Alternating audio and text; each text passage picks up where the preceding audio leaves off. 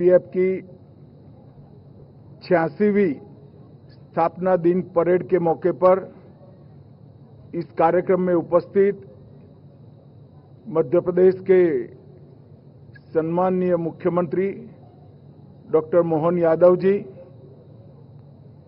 मेरे साथ मंच पर उपस्थित महानिदेशक सीआरपीएफ श्री ज्ञानेंद्र प्रताप सिंह जी, इस क्षेत्र के सभी चुने हुए प्रतिनिधिगण, आज जिन्होंने इतनी शानदार परेड की है, वो देश के अलग अलग हिस्से से आए हुए सीआरपीएफ के जवान और उपस्थित सभी सीआरपीएफ के परिवार को बहुत सम्मान सहित मैं प्रणाम कर मेरी बात की शुरुआत करना चाहता हूं। आज यहां आने से पहले सीआरपीएफ की स्थापना से अब तक 2264 जवानों ने अपना सर्वोच्च बलिदान अलग अलग मोर्चे पर देश की सुरक्षा के लिए दिया है। मैं वो सभी को कृतज्ञ राष्ट्र की ओर से सैल्यूट कर यहां आया हूं और वो सभी 2264 शहीदों के परिवारजनों को मैं कहना चाहता हूं कि आज देश 2047 में सर्वोच्च बनने की दिशा में आगे बढ़ रहा है। उसमें आपके परिवारजनों के ये बलिदान का बहुत बड़ा योगदान है। जबकि देश की आजादी की शताब्दी का सुवर्ण ग्रंथ लिखा जाएगा, सबसे पहले ये अमर शहीदों की वीरता की गाथा सुवर्णमयी अक्षरों से लिखी जाएगी, इसका मुझे पूरा विश्वास है।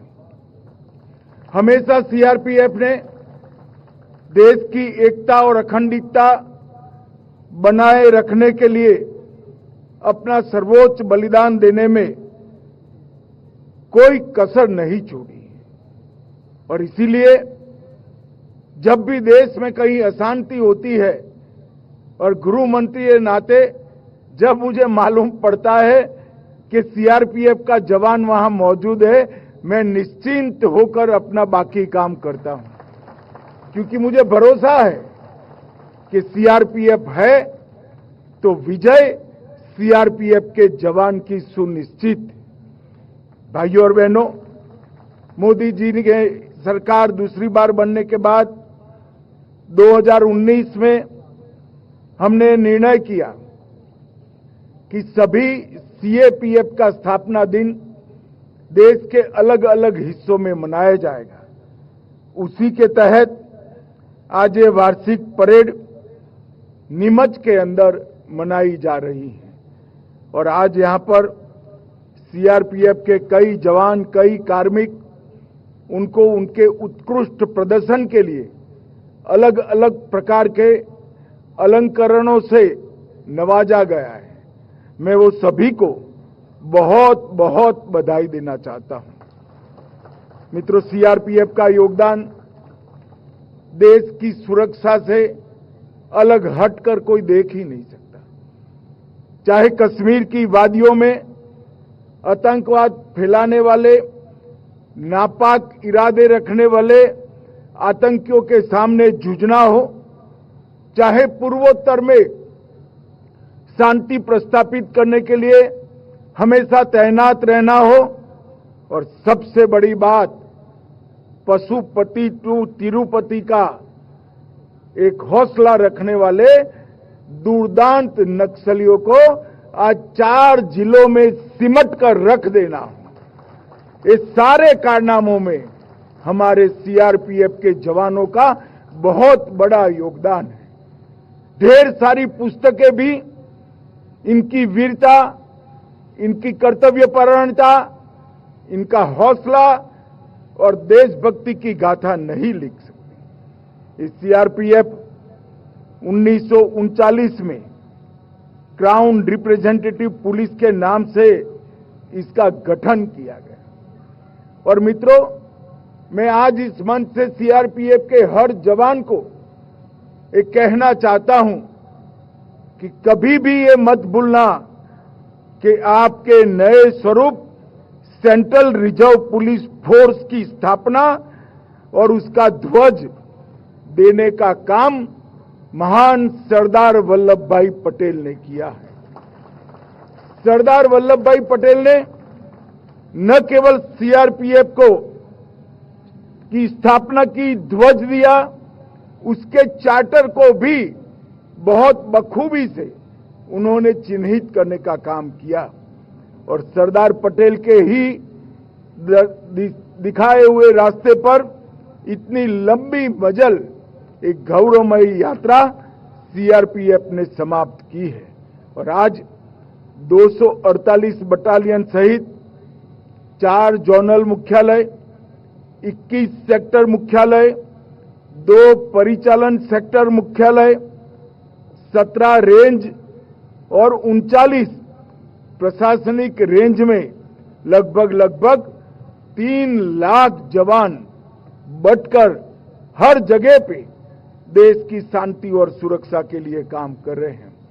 हमारा सीआरपीएफ इस देश का ही नहीं, पूरी दुनिया का सबसे बड़ा अर्धसैनिक बल होने का गौरव सीआरपीएफ को प्राप्त है।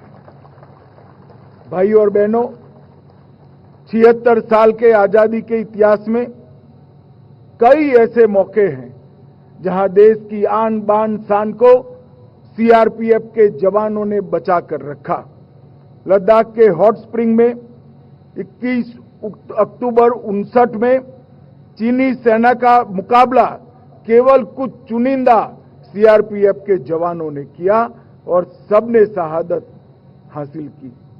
इसलिए देश के सभी पुलिस बल प्रत्येक वर्ष 21 अक्टूबर को पुलिस स्मृति दिन के रूप में मनाते हैं और हमारे नेता और देश के प्रधानमंत्री नरेंद्र मोदी जी ने 2018 में देश भर के शहीद पुलिसकर्मी और सभी सीएपीएफ के जवानों की स्मृति में चाणक्यपुरी में राष्ट्रीय पुलिस स्मारक बनाकर इसको हॉट स्प्रिंग की शहादत को गर्व के साथ एक अमर स्वरूप देने का काम किया है। 1965 में कच्छ के रण में सरदार पोस्ट पर सीआरपीएफ के जवान तैनात थे। पाकिस्तान की सेना को मुंह तोड़ जवाब दिया और इसीलिए 9 अप्रैल को शौर्य दिन पूरा देश मनाता है। मित्रों, 2001 में हमारे लोकतंत्र की सबसे बड़ी पंचायत संसद भवन पर हमला हुआ, इसको भी नाकाम सीआरपीएफ के जवानों ने किया।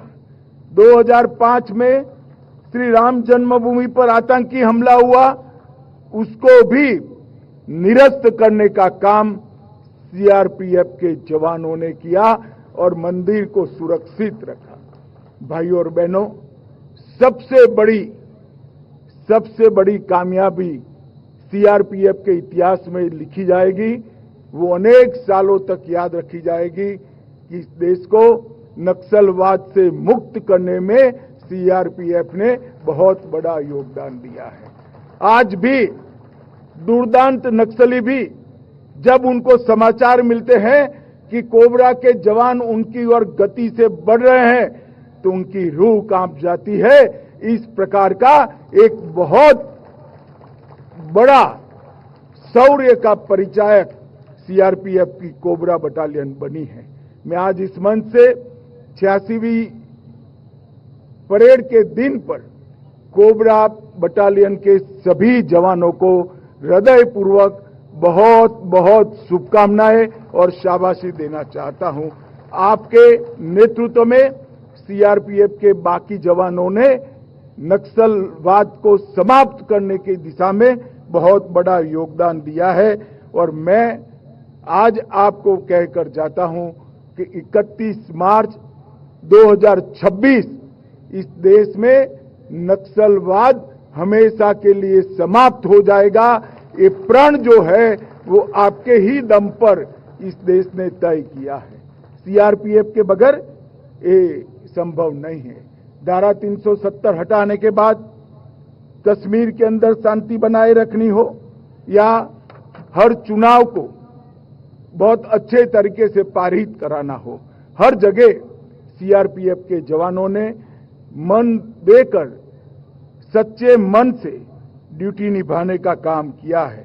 और मैं एक बात निश्चित कहना चाहता हूं, धारा 370 हटने के बाद जब कश्मीर में विधानसभा के चुनाव हो रहे थे, बहुत सारी आशंकाएं हो रही थी, मगर मुझे गर्व है मेरे सीआरपीएफ और बाकी सुरक्षा बलों के जवानों ने इतनी सुरक्षा सुनिश्चित की कि एक बूथ को भी लूटने नहीं दिया और एक भी जगह गोली भी नहीं चलानी।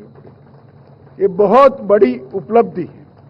सीआरपीएफ ने विगत 5 साल में नक्सल क्षेत्र के अंदर 400 से ज्यादा फॉरवर्ड ऑपरेटिंग बेस स्थापित किए हैं और इसी का कारण है कि 10 साल में नक्सल हिंसा में 70% से ज्यादा कमी आई है और वो अब समाप्ति की ओर हम आगे बढ़ रहे हैं।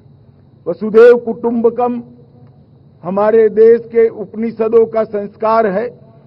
संयुक्त राष्ट्र मिशनों के साथ श्रीलंका, हैती, कोसाओ, लिब्रिया कई जगह पे सीआरपीएफ के जवानों ने संयुक्त राष्ट्र संघ के मिशनों के साथ रहकर शांति प्रस्थापित करने का काम किया है और इसी का कारण है कि अब तक कुल 2708 विभिन्न पदक बल ने प्राप्त किए हैं। वो सभी सीएपीएफ में सबसे ज्यादा पदक अगर किसी को मिले हैं तो मेरे सीआरपीएफ के जवानों, चाहे अमरनाथ जी की यात्रा हो, वैष्णो देवी की यात्रा हो, श्री राम जन्मभूमि की सुरक्षा हो, श्री कृष्ण जन्मभूमि की सुरक्षा हो या महाकुंभ का अवसर हो, हर जगह सीआरपीएफ ने जवानों ने मुस्तैदी के साथ अपनी उपस्थिति दर्ज की है और कानून और व्यवस्था को बनाए रखने में बहुत बड़ी मदद की है।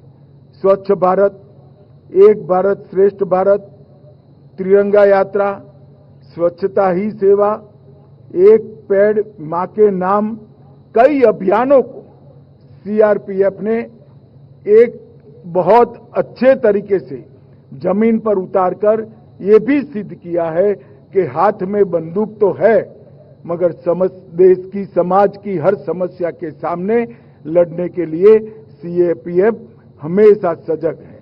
और मित्रों, कोरोना काल में भी सीआरपीएफ ने ढेर सारी जगहों पे अपनी जान जोखिम में डालकर कई जवानों ने स्वयं को कोरोना ग्रस्त कर लोगों को अस्पताल भी पहुंचाया, खाना भी पहुंचाया, टीकाकरण में मदद भी की और ढेर सारे अभियानों से समाज की सुरक्षा का काम किया है।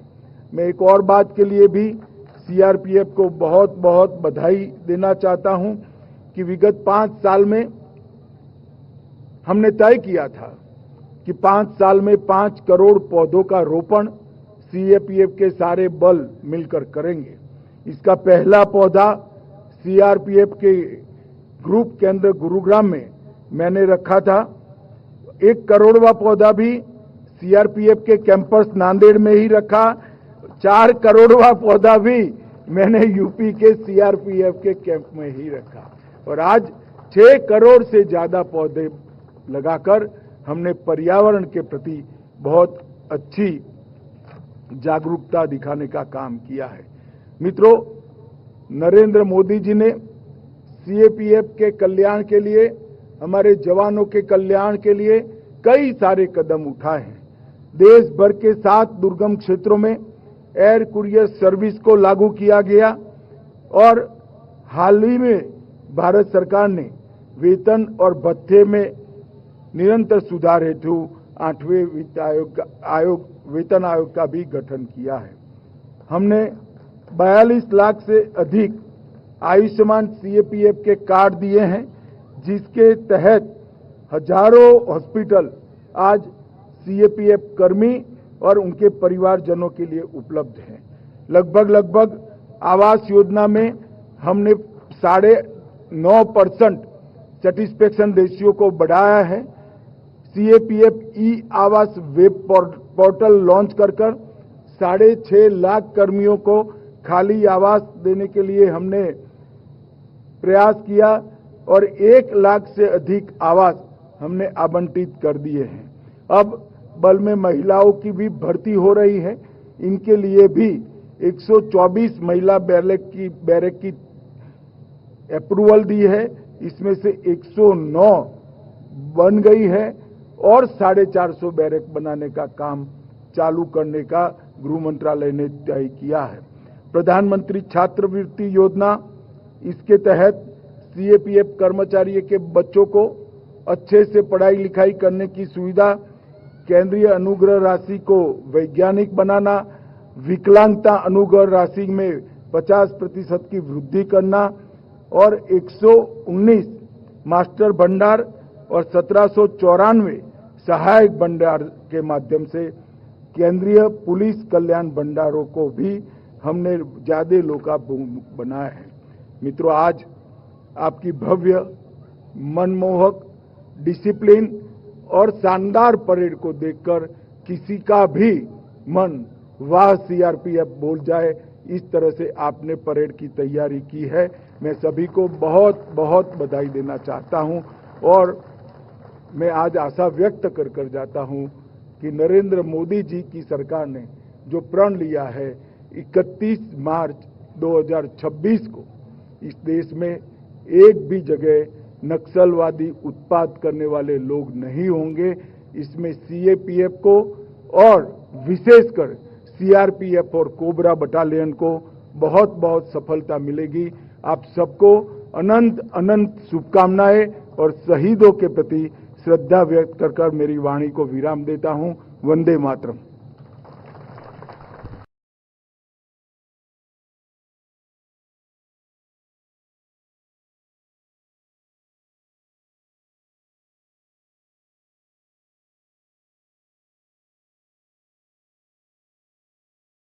कृतज्ञता स्वरूप स्मृति चिन्ह भेंट करें।